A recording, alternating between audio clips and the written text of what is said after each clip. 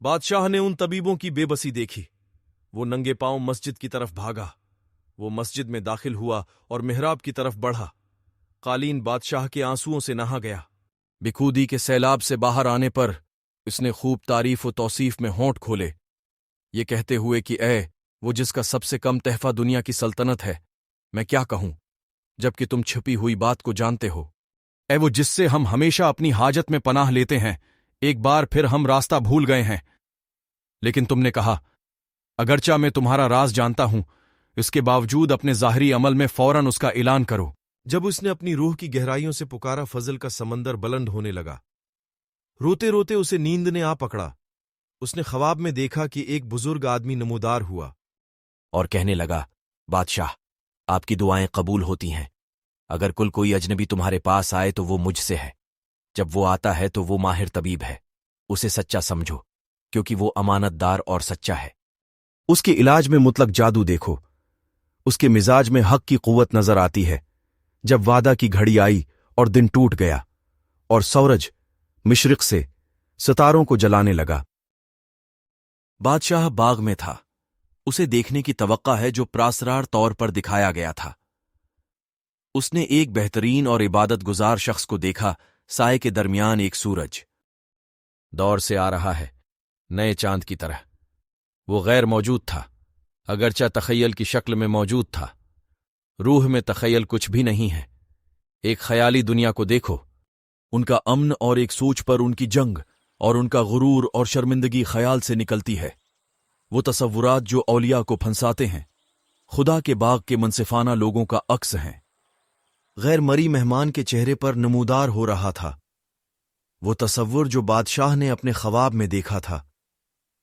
بادشاہ خود اوپر والا گھر کے بجائے غیر مری سے اپنے مہمان سے ملنے کے لیے آگے بڑھا۔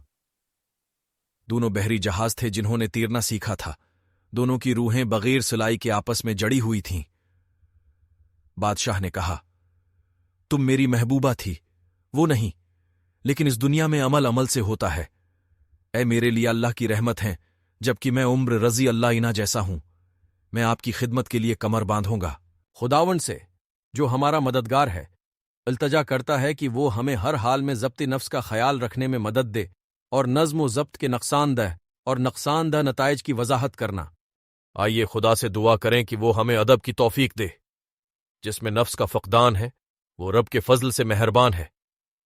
بے ضابطہ آدمی آپ پر ظلم نہیں کرتا، لیکن وہ ساری دنیا کو آگ لگا دیتا ہے۔